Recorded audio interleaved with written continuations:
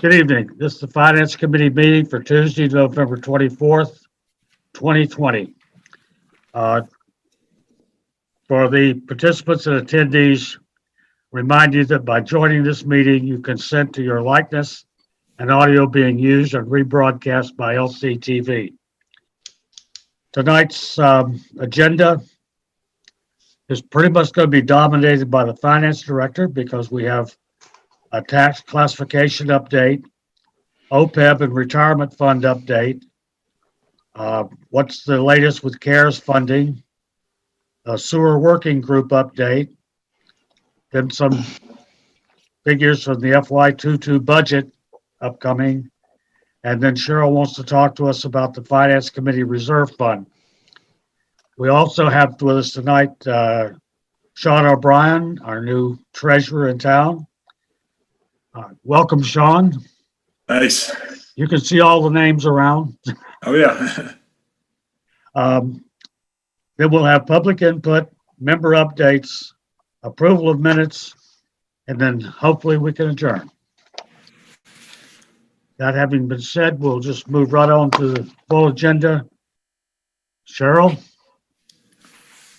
Great. Thank you, Alan. Alan, are you okay with me taking something out of order and actually introducing Sean first in the event that he wants to weigh in on any of the topics under my update? It's perfectly all right. Thank you. All right.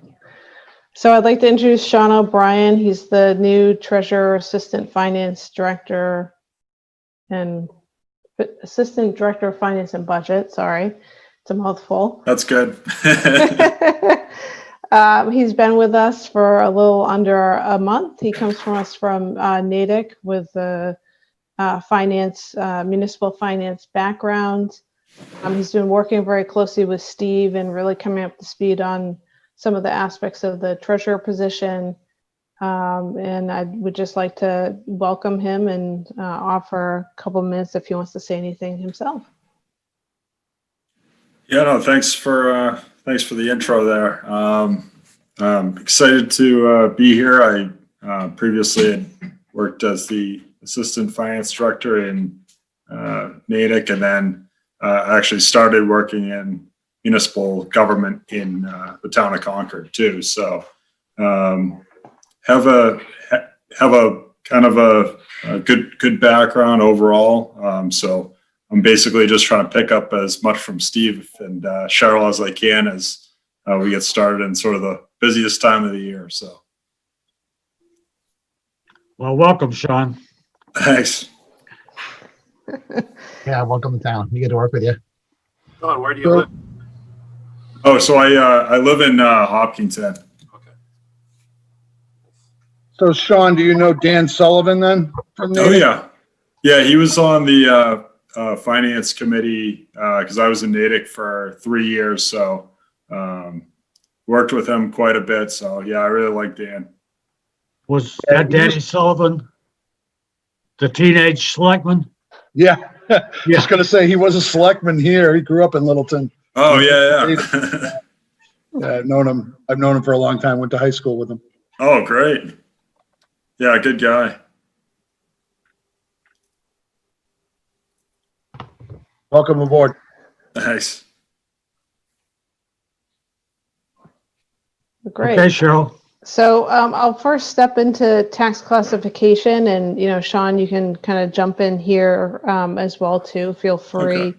Okay. This is something that typically Sean is the treasurer and Kathy Miller, the assessor, typically kind of lead the hearing. But I'll give you just a general update on kind of where we are.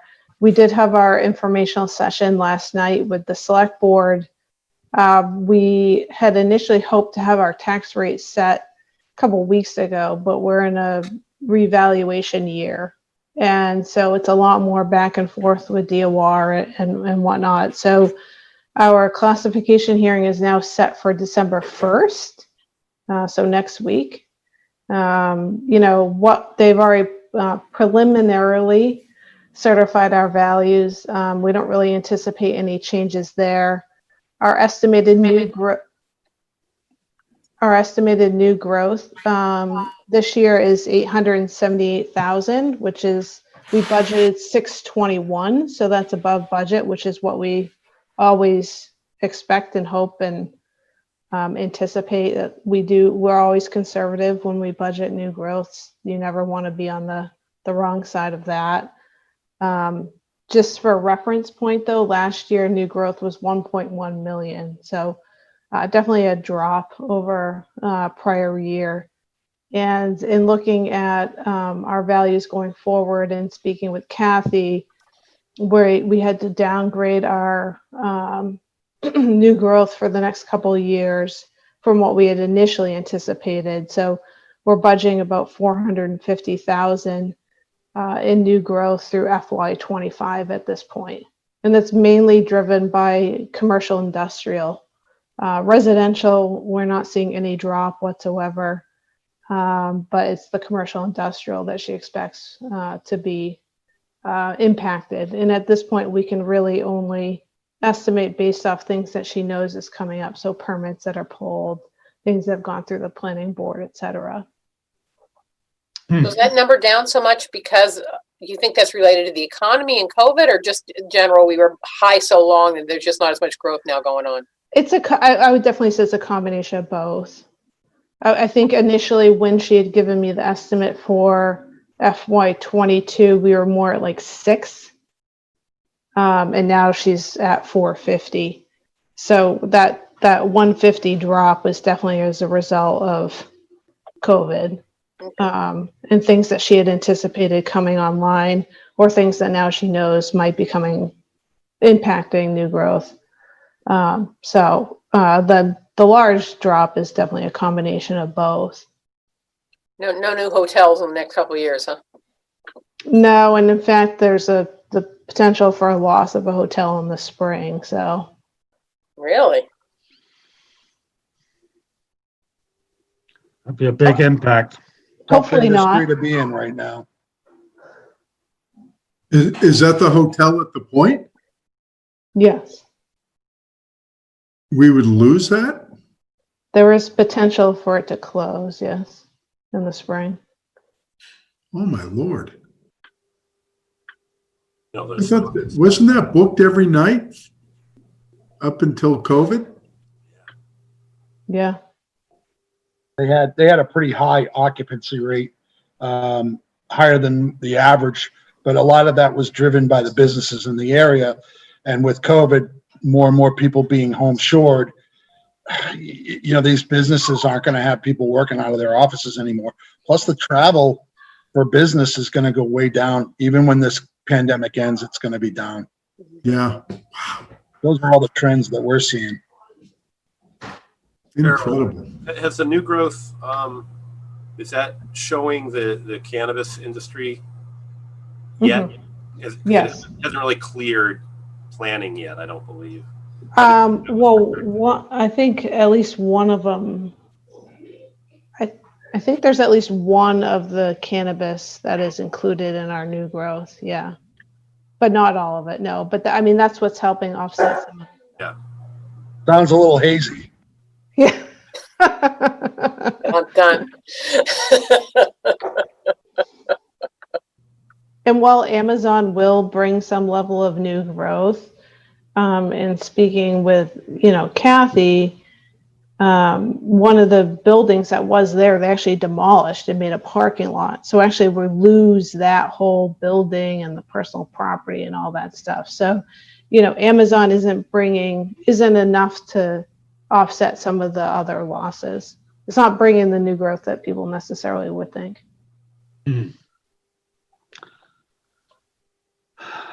Jobs and traffic.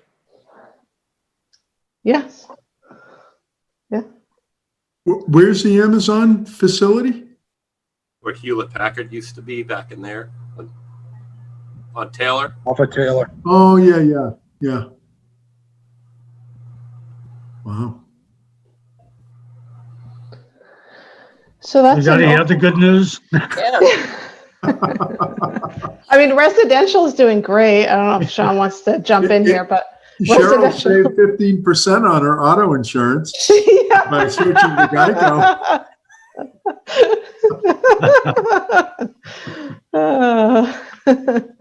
We don't really want the residential growth at this point, I don't think, though, right?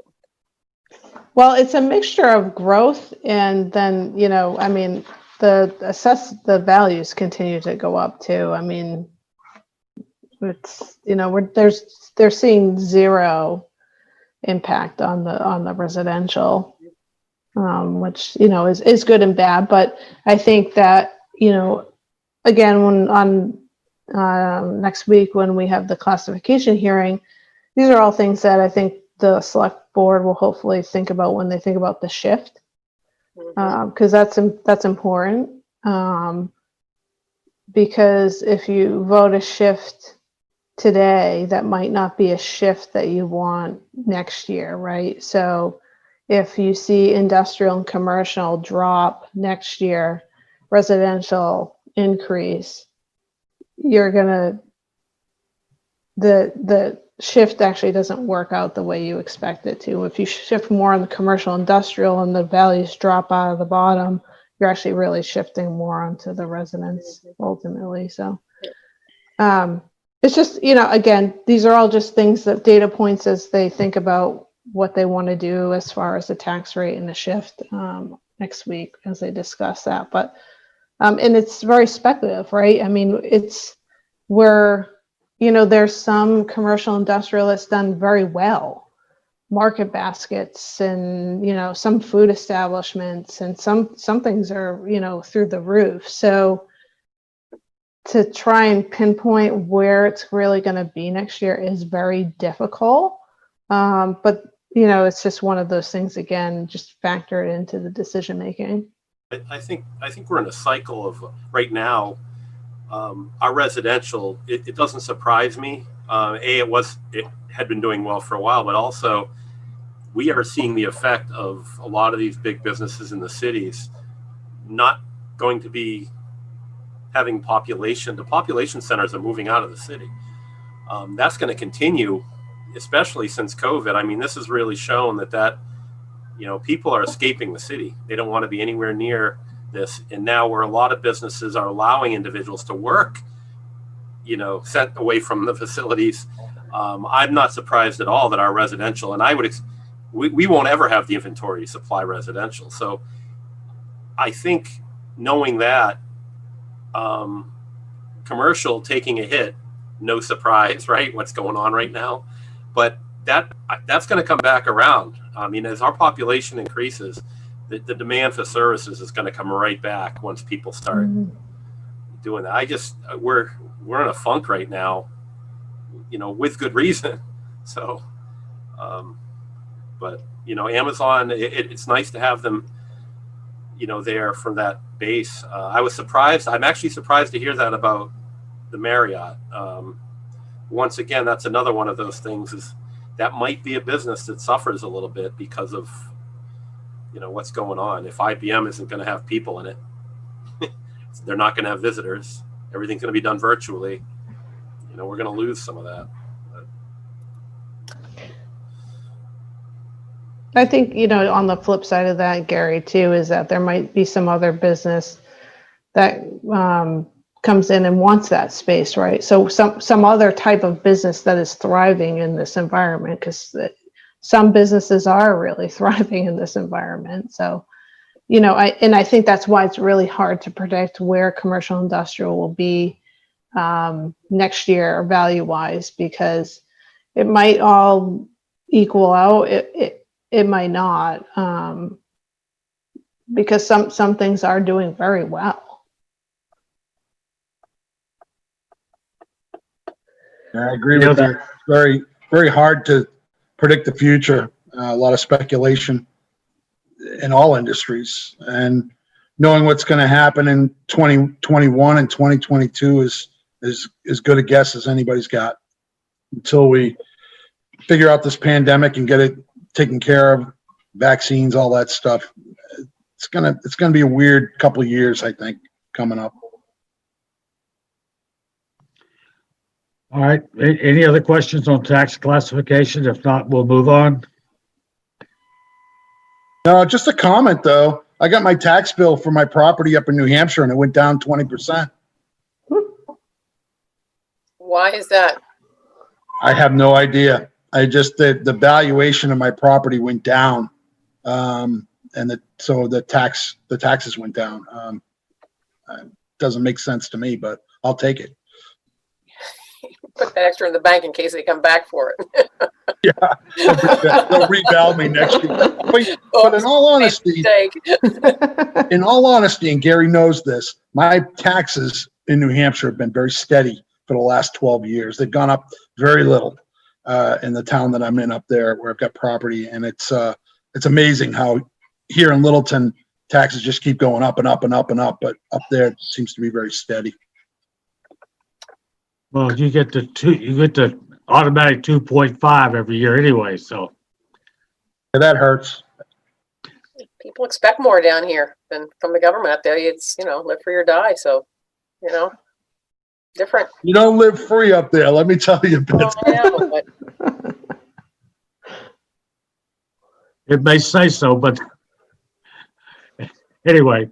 All right, thank you.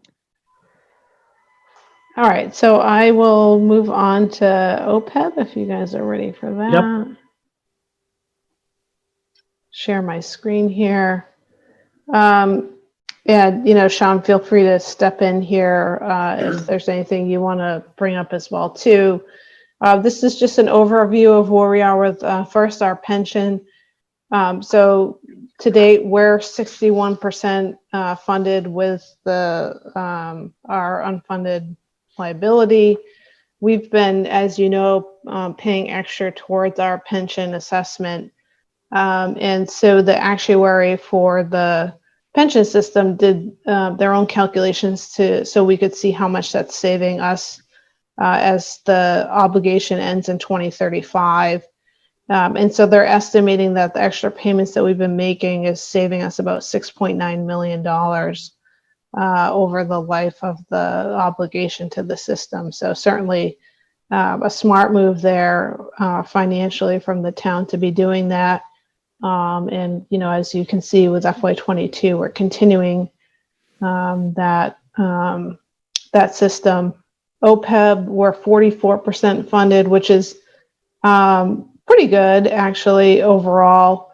We hit some of the initial targets. So the OPEB, we were putting extra payments towards OPEB, and that's now, as you know, shifted to pension. So we did shift in FY21.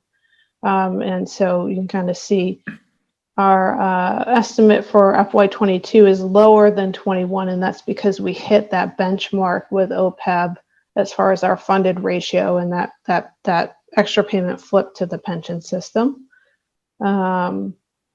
So again, OPEB is planned to be fully funded in FY 2035 as well too.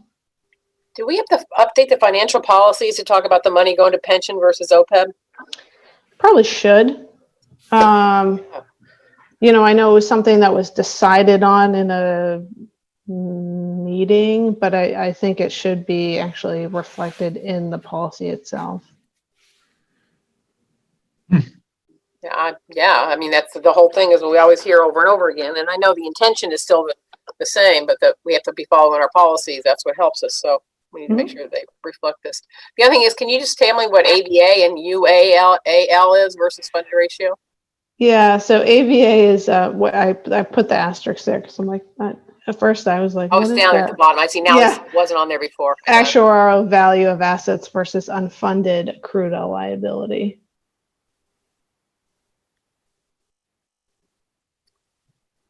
Okay, and can you scroll up again a little bit on Sure. the pension one? So why did the funded ratio go down in 2020? Why did the Funded ratio. 62.5 to 61.1? Uh-huh. Yeah, so it's always based off our employees, right? Employees that are entering the system, and a big factor. And actually, you might see this play out over the next couple of years. I don't know if you know about the Scott Holt situation, but that situation is negatively impacting us on the pension system because of the type of retirement that he took and at the age and whatnot. So they always look at, years and amount of payments and groups and how many employees you're adding, their age of the employees. So you're adding employees to the pension system that are younger, and so they have a longer potential span in the pension system, and then it's pay as well too. So that's why even though we are contributing more, our funded ratio went down. So it's kind of a multitude of impacts that are impacting that funded ratio. And there's one other piece too that I think is the last part of it, is that since we have basically advanced funded our portion of the pension system, when returns are good, that benefits us, but when returns decline, we also feel that. So over time, like Cheryl said, it'll save us close to $7 million, which over the life of the funding schedule, which will become so important for budget pressures as we move forward. But I think that's just the last piece there. So with good investment returns potentially in out years, that might swing to the positive more so. Yeah, but the intent is by 2035, we're at 100%. Is that correct? Correct. Yep. Better than many communities. What's that? Well, This is much better than many communities. and the pension system overall, Sean, correct me if I'm wrong, the pension system itself, not Littleton, is like 40-something% funded. Yeah, and that's not that great, but I think it was in the mid 40%, but it really applies to each town in the county retirement system has their own unfunded liability. So no matter how other towns do and how the fund as a whole performs, we're okay based on what we put into it.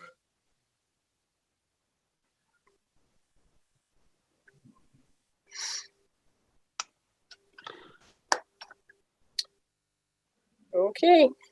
Okay, good. Any other questions? If not, we'll move to CARES funding. It's coming to an end pretty soon, right? It is, unfortunately. And I was on a call last week, and they at that time told us that it is very unlikely they'll extend it past December 30th. So initially there was hopes that they might extend the CARES funding past there, but they're saying at the state level at this point they don't anticipate that. So as of December 30th, the CARES funding will no longer be available to us. But just a general summary, we were eligible for 902,000. Our first round request was for 149,000. Our second round request, which we completed October 30th, was for 366,000.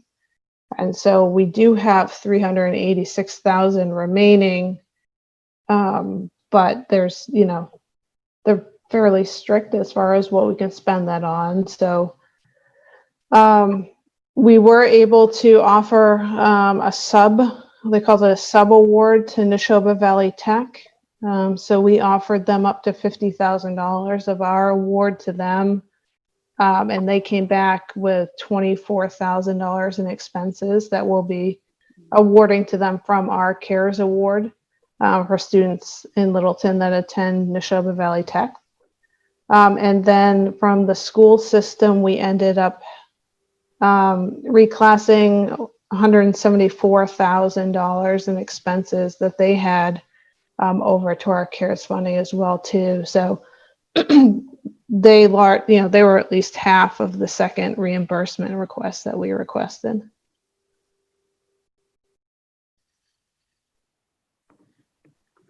How does that work from a budget standpoint then? When that money comes in, does it like go to the school? How do we do that? The money is all segregated, so CARES has to be in its own fund. Mm-hmm. And so the money comes in, we attribute to that fund, and the expenses we reclass over to that fund. So okay. So the intention is that these are all expenses that you would not have incurred were it not for COVID. And so by Correct. doing that, the budget should still be the same. Okay. All right, good. Reporting Yeah, it. and Okay. it has to be, so it has to be some an unbudgeted appropriate, not a budget appropriation for it to be eligible under CARES. Do we provide part of our allocation to the schools, or do they have their own? Well, so they gave us 174,000 of their expenses that we're paying for them. That they Okay. initially was hitting the school budget. They also have their own specific CARES award that's just for the schools. That's like $311,000, I want to say. So they have their own specific CARES source, and they're using 174,000 of our CARES. Yeah, I thought that was the case. Okay, thank you. You're welcome. They have a little bit more flexibility with their CARES award than we have with ours. So we had a meeting. We talked about what expenses should go to what grants, and really talked through what made the most sense. And that's kind of how we derived what we were going to put on our CARES funding versus what they were going to pay for out of their CARES funding. Are they intend to use, or are they online to use all of their 300,000? Oh yeah. Yeah. Yeah. Absolutely. It's interesting how well we can get along if we're not competing for the same dollar, right? Exactly. Curious what's going to happen in January. We'll see. All right. Any other questions on CARES? All right.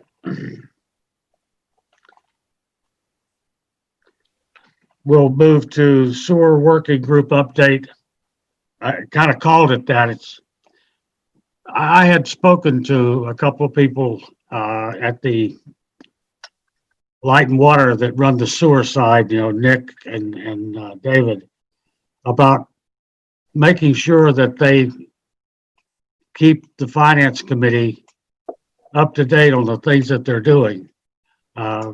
They sort of keep the selectmen updated, but they don't get around to us very often. So a couple of members of the sewer committee apparently thought that was probably a good idea too. So all of a sudden, we now find that that Cheryl and I met with Nick early last week, and they've asked Cheryl and myself, not as members, but to be advisors when it comes to looking at financing options for going forward with the sewer project in the out years.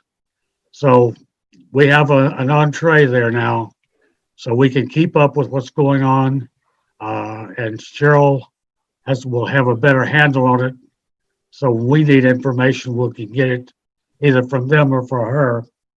Although Nick Lawler did say that he would be tickled to attend any of our meetings whenever we needed him to bring us totally up to date.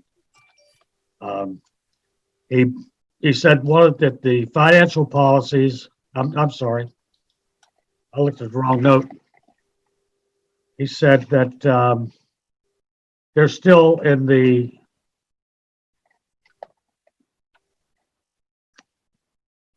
needs assessment phase in the project. They expect to have an RFP for design work of the discharge site of the high school in January. I asked him if they foresee any additional money needed in the near term, and he indicated that there may be some need for money to do needed maintenance on the high school system that is currently in place. The deferred maintenance on that has been frankly deferred. So I don't know where that will go, but it's, at least that's what he said. Cheryl, want to add? Or did I get it, cover it? I think you covered it. Yeah, that was pretty sufficient, Alan. Alan, is Alan Bell attending any of these meetings, or he's the representative, right? Well, he's our representative of Light and Water, yes. But he's not a member of the sewer committee or sewer working group. If Sounds to me like you guys are getting your poop together. I like it. Wonderful. Can I quote you on that? Sorry. You permanently mute him, please. All right. So I'm sorry, can I just ask a question? So if it weren't for this sewer project going on, who would be responsible for the high school system? Who would be saying, hey, we need to do some maintenance here? Is that PMBC? Is it the schools? Is it the town? Because the town uses that too, right, for the town offices? Yes, we do. I don't know where that's. It would seem to me that since we have in Light and Water now a sewer department that's going to build it and operate it, that, yeah, they would build it, operate it, and maintain it. Yeah, going forward, I was just curious, like if we didn't have a sewer project going on, then who would be raising their hand on the high school sewer system saying it needs maintenance and how come it's been deferred, keeps getting deferred? I'm just curious. Yeah, so I mean, at least in my last year here, it would come from the Water Commission. So there would at the time it was Kevin Hunt, Yeah. I believe, that was overseeing it, and so my guess is that he would relay that information to Nick and Erica, and then when we were building the waste management budget, at that time, that's when they would say, you know, we need to do X, Y, and Z. They're the ones who tell me what to budget in that line and why. And so that's kind of how it would work. At least that's how it worked last year. As far as this is what we need to do, this is the maintenance we need to do, and this is what the budget should be for the waste management line. That's interesting. So if there's deferred maintenance, we didn't defer it, they deferred it. Okay. Well, I guess we'll find out, Betsy, whenever this thing rolls up where it's supposed to. All right. Getting on to the FY22 budget itself, Cheryl. Yeah, so I just want to give a brief kind of overview on where we're at with FY22 and just a couple of things that I'm aware of at this point, so you all are aware of it. Budgets aren't due until the 30th, but I would say we have about 75 to 80% of them entered at this point. The vast majority of them are, you know, staying fairly level funded except for steps. Some of them are going down a little bit as well too for 22. Granted, again, this has no COLAs built into it because we're still waiting for the classification and compensation study to come out. So none of that stuff is actually built into the budgets, but just the budgets without the COLAs. I do have the capital plan from the school department. Their capital requests on the school side are about 300,000, and on the PMBC side about 1.6 million. They have some, you know, the high school roof needs some work done to it, which is a large portion. A parking lot paving project, which is a pretty big price tag item as well too. So there's some pretty large capital requests. I know the police is looking for a vehicle, as well as I know they need to upgrade their radio system as well too. The chief is looking into this now, and trying to figure out what makes the most sense going forward. So we don't really have an exact price tag on that, but it is a critical need that needs to be addressed, certainly. And then there is some discussion on kind of reorganizing the building department and figuring out what makes sense for a facilities type position. I'm going to say a facilities director or manager. I know that Ed has had those discussions with Anthony. And so I anticipate that coming forward in FY22, which will have some level of budget impact, but I don't know what that will be at this point.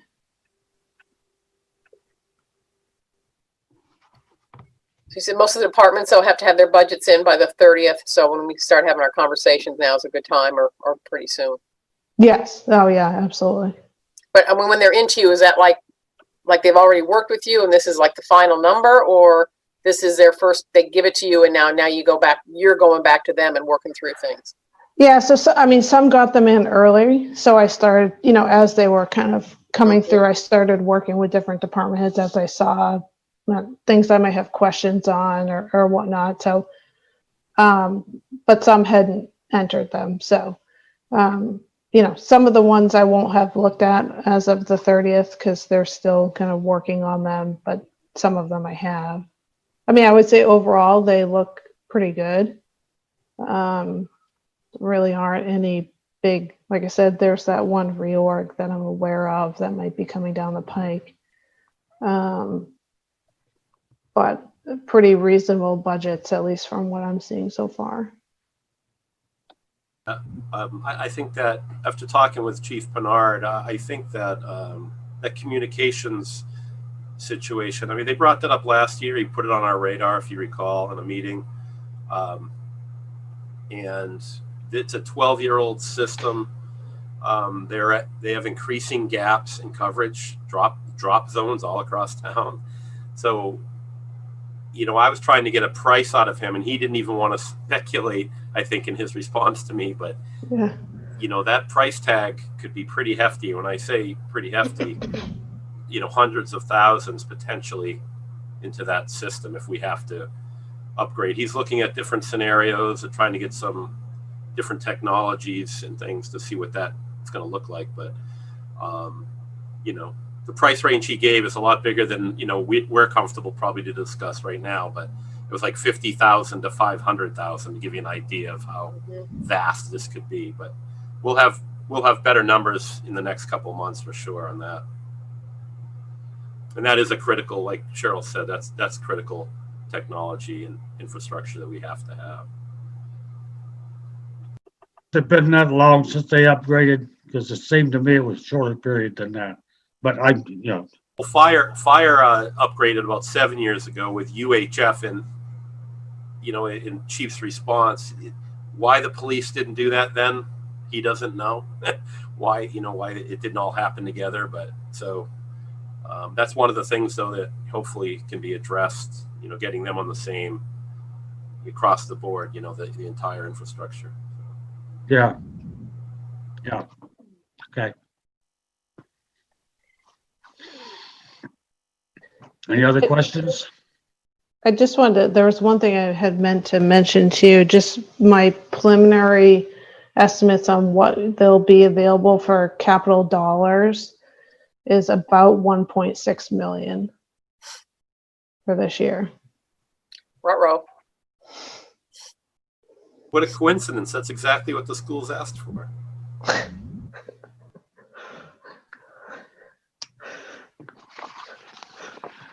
Okay. We'll see. All right. You wanted to talk to us about the reserve fund budget. Yeah, What's you got in mind? So, just in the vein of the fact that we're trying to, get all the budgets in and finalize the budget so we can get those books out to you in the end of December for our discussions in January. I thought this might be a good time to kind of get a sense on what the finance committee is thinking for what they want to budget for their reserve fund this year. As you know, it was 311,000, give or take. for this year, but in years past, it always sat around 150.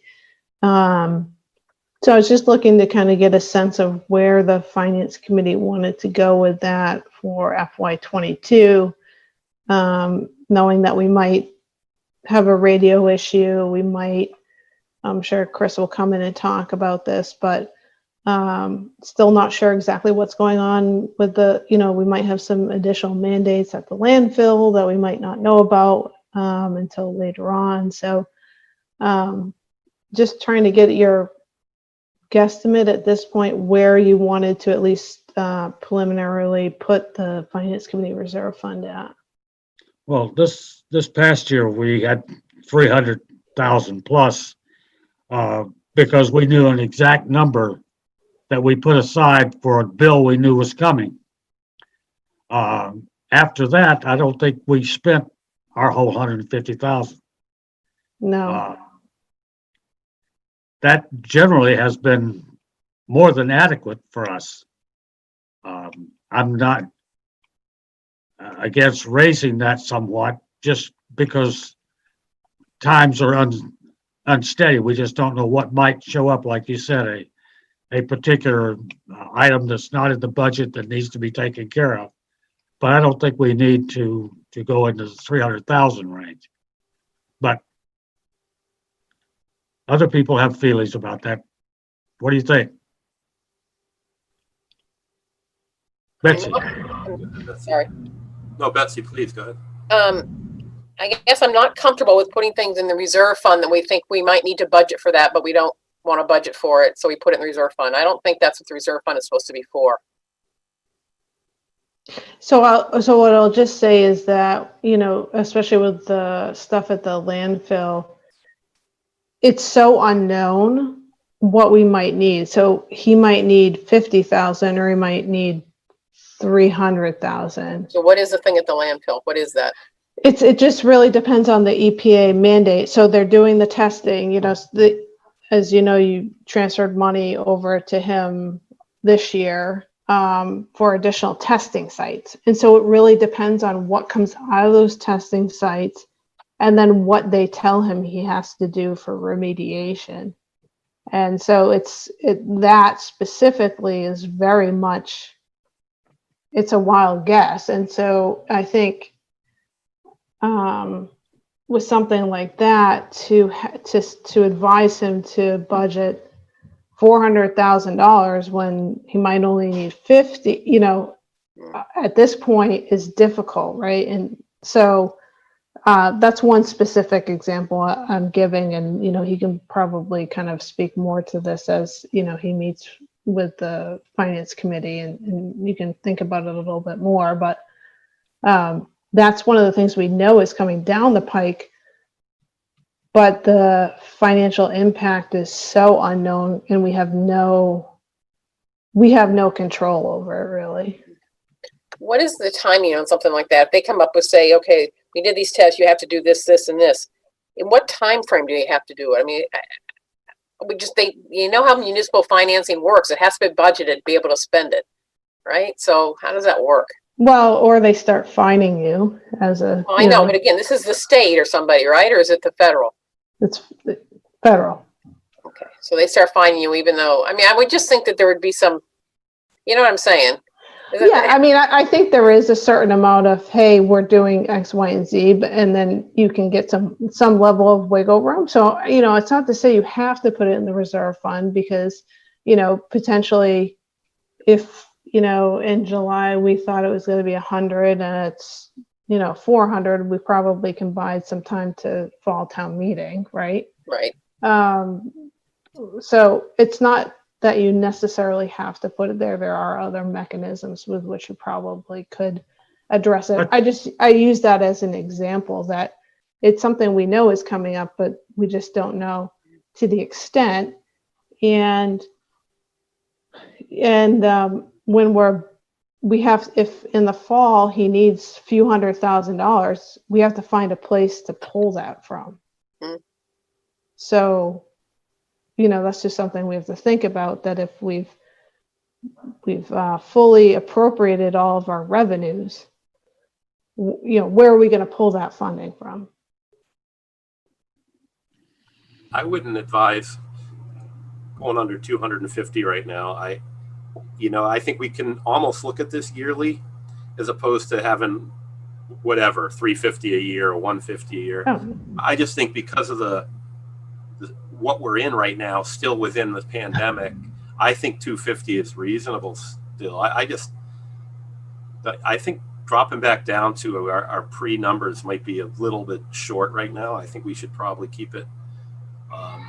It gives us that, like Cheryl said, we don't have to wait 6 months for a town meeting if something happens 1 or 2 or 3 months right after, we've already budgeted. So but I don't know what, how 250, what that actually buys us either. But I think it definitely, if you could give some examples of maybe what we've used it for in the past, and I'm not saying it's been used. We've gotten a little more strict with it, I think, Alan, right? Over the last couple of years, probably a little more scrutiny put into it. But just thinking of projects, a catastrophic type thing, if the police station actually had leaked, right? Or had caved in or something like that, could the money be used for something like that? Or, I'm not sure.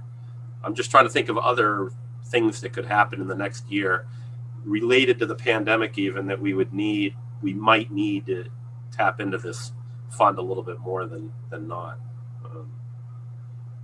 Yeah, like I said, I'm willing to entertain an increase over the 150 simply because we are in this pandemic issues comes up that we just don't know when they're going to happen.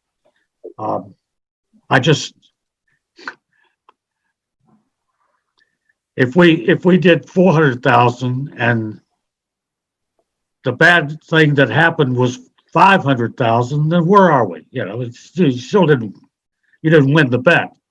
I just have a bad feeling about using the reserve fund as a reserve fund, as a catch-all, just because we can't budget correctly on something in the regular budget. It bothered me last year that we did that. It seems to me there would have been other ways of doing it. I think last year was a little bit unique with a new finance director coming in. We expected some serious issues. I think that, right? That was the main reason I think we upped it, because we knew that you were moving money around a little differently, and the department heads weren't used to the way that, some of the way that you were budgeting. So we're over that a little bit, but I know we do have a lot of new staff though. So I don't know how much, how accurate a lot of their budgeting is going to be. Hopefully a lot better than last year, but so maybe it really does become a catastrophic reserve fund at the end of the day, which would be nice. Yeah. Can I jump in here with, you had asked Gary just for kind of what you've used it for. And so the 2 uses that you've used it for so far this year was one, the request from Chris Stoddard for the landfill. And then the other was actually my request when I had the assistant town accountant out unexpectedly on a extended medical leave. And so what I will say is, because, that's the other thing to think about. And in fact, I had a request from somebody because there's someone out on FMLA, and how do we find, it's a critical position, how do we find the coverage? We don't have those things built into our budgets, right? We don't budget for extra staff. I don't budget for extra staff on the accounting side.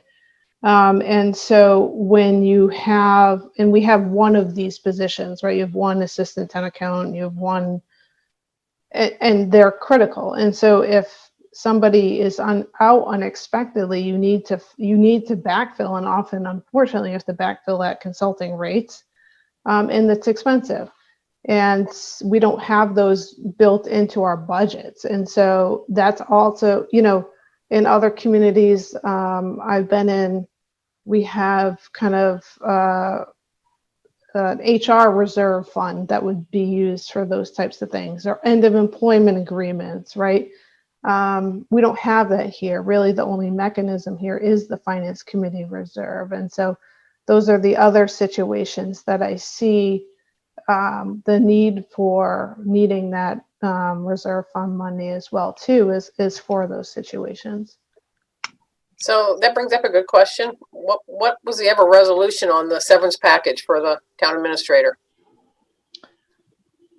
And where was not how much, but where is that being funded?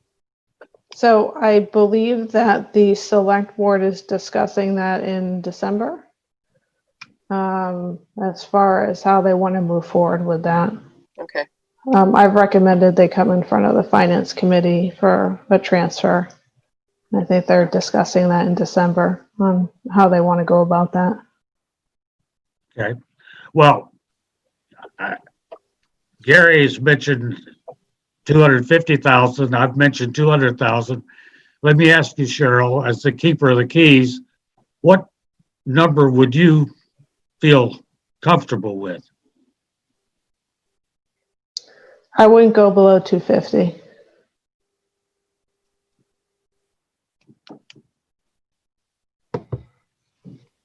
All right. Yeah. Well, let's keep that one in mind, and we'll come up with a number our next finance committee meeting. But Cheryl, just You don't need it so I right know, now anyway. understand. I'm sorry, Alan. Sorry. I'm It just sorry. sounds to me like Cheryl really wanted to be higher than that, though. So I mean, like I said, I've been kind of trying to get the budget done. So I had initially put 275, and again, it goes back to a couple of things we talked about, right? People are still getting used to the way we're budgeting. We're still going to be in a COVID pandemic era. The CARES funding has run out, so you might be seeing more requests for finance committee reserve fund transfers for CARES costs that now are no longer going to be covered by CARES. We don't really know what FY22 is going to look like. Once we've appropriated every dollar, it's appropriated. So if you don't hold some aside in a reserve there, and something comes up, there is little to no other mechanism outside of free cash at that point to fund that. So part of it is that philosophy as well too. So it sounds to me like when you came in, one of the things you did when you redid the budgets was there was some of this was built into the individual department budgets, basically, right? And you took that out. You said, no, it's zero base. You're going to only put in there. So what you're kind of saying is rather than having it spread around and these pigeonhole a little bit here, a little bit there, squirreled away, you're going to put it all in this spot and manage it centrally. Right. And so that we're not building extra. Like I said, that like I was just mentioning with the accounting budget, and we didn't have extra built in to cover the cost of this individual being out, where in times past the salary was maybe kind of overinflated a little bit. So people don't really have those things anymore. The only mechanism people have now is to come in front of finance committee and say, hey, this is what happened and this is what I need the funding for, or to go to fall town meeting and ask for a budget adjustment. But at which point we then have to take the budget from somewhere else. So we're a little bit more tight with how we budget. And so this allows us for the finance committee to have some flexibility for department heads if they have these unexpected scenarios versus just saying, I'm just going to budget overtime for this person for 30 hours. Whether I use it or I don't know. And whether I need it, I don't know. They're not doing that. Well, that's a good Sorry. thing. Can I ask one more question? So, sorry. Just when you're talking about that, I'm thinking now, so for this year, you said a lot of people were underspending their budgets because, right, for various reasons, they were underspending the budgets. So the budgets they're putting in for next year, are we looking at level funded, not level spending? How is that working? Yes. So so it's level funded. Yeah. Level funded, not level spending. Because theoretically, right, hopefully at some point next fiscal year, we'll be kind of at a different place, and some of the things we're not spending money on, theoretically, those opportunities will open back up. So that was one of the questions I had from a number of department heads. Was typically I go to the treasurer's collector's school in the spring. Should I be budgeting for that? And I said yes, because I mean, hopefully next spring, not this spring, next spring, it'll be open back up, and you want to make sure you have the budget so that you could go to those trainings. So it is level funded, not level spended. But what I will say is there are things, so specifically for my department, one of the reasons why our budget is not really is going down on the expense side is we already know our Munis conference is virtual. And so the travel that was associated with that conference, we took out of the budget. Speaking of impacts to the budget, Gary, could you bring us up to date on what's happening with the compensation review, compensation study? It's interesting you say that because we meet next week. We haven't met in quite a while, actually. So it's been a month anyway. I think maybe a little longer than a month, but obviously the timeline, we had some serious questions at our last meeting. The timelines that we had set up were not met by the contractor. Obviously it came right into the pandemic. So we expected some issues that would carry us probably into the summer, which would have been a little bit later. I think we originally had planned to be done by last June, believe it or not. I think that's when we expected it. That was the timeline we set. With the pandemic, we gave a little bit of flexibility. I think it's built into August. I believe the contractor, the lead, had a family emergency. Is that correct? Of some kind, and this got extended further. So we all had some varying degrees of questions leading to that at our last meeting last month, but we haven't met. I'm assuming actually it is on the agenda for next week, I believe. So when we discuss this, our next meeting, I'll have some answers for you, Alan, because it literally is 7 months past when we expected it to be done, which. Yeah, I just concerned about the impact on the upcoming budget. So Yeah, it's and we definitely need this to be almost working by hopefully the May town meeting, where whatever hopefully we have over the next couple months is something that we can digest and maybe get act on, get voted on. So I'll have more information. We haven't got an update, or I haven't gotten an update since the October meeting, and that's when we got updated on it, and that's when everybody's like, "Wait, what are you talking about?" So we'll see what the contractor came back with. all right, thanks, Gary. All right, Cheryl, you got anything else? You finished? Just to follow up on kind of Gary's comments, I did talk to Bridget about that as well, and perhaps maybe my information is a little bit out of date, because obviously that weighs heavily on our budgeting process for FY22. And she had initially said that she would have at least some level of a draft by the end of December. So I don't know if that's changed, but that was at least what she had said to me. So we are in the budget process I'm setting funds aside for that. So while it's not factored into departmental budgets, it's kind of been set aside with an unknown as far as what that total dollar will be. All right. All right, thank you, Cheryl. Thank you, Sean. Thanks. We'll move now to public input. Hearing none. There is none. We'll go to member input, starting with Greg. Anything, Greg? I've got nothing. Happy Thanksgiving, everybody. Same to you. Betsy? Ditto. Tyler? Yeah, just going through my first meeting with TAC, it was interesting. I also didn't know a whole lot about town transportation. We talked a lot about some private public partnerships to leverage potential municipal travel that wasn't being utilized, like Town Connect, and trying to leverage that for things like Amazon and other employers.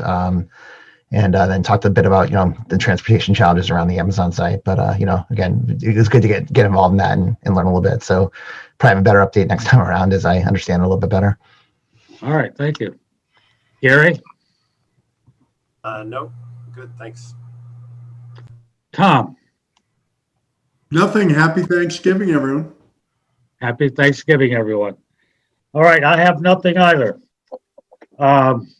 Minutes approval. Did everybody get a copy of the September 15th meeting minutes? Thank you, Betsy and Marilyn. Do I have a motion? Motion to approve the minutes. Have a second? Second? I have a motion and a second to approve the minutes of Tuesday, September 15th, 2002. Greg, Aye, yes. Betsy, I wasn't there. aha. You're right, you weren't. Tom, Yes. Gary, Yes. Tyler, Yes. and I am a yes, so they are approved. Our next meeting. Al, Yes, what about the October minutes that went out? I don't have the October minutes. They went out right shortly after the meeting. I don't have them right here with me either, but All right, we'll resend them and we'll do that next meeting. okay. Thank you. Our next scheduled meeting is December the 8th. I don't know if we're going to have anything special. Next couple of days, I'll be able to get a handle on whether we need to hold that meeting or not hold it. The second meeting in December, I can tell you now, I'm not going to be holding a meeting. So if you want to hold it, you got to do it on your own. So tentatively scheduled December 8th for our next meeting. Anybody have anything else? If not, I'll say happy Thanksgiving and we'll move on. Thank you, Mr. Chair. Motion Thank to- you. Welcome. Motion, Most welcome, guys. Everybody have a good turkey day. You too. Thank Bye. you. motion. I know. Uh-oh.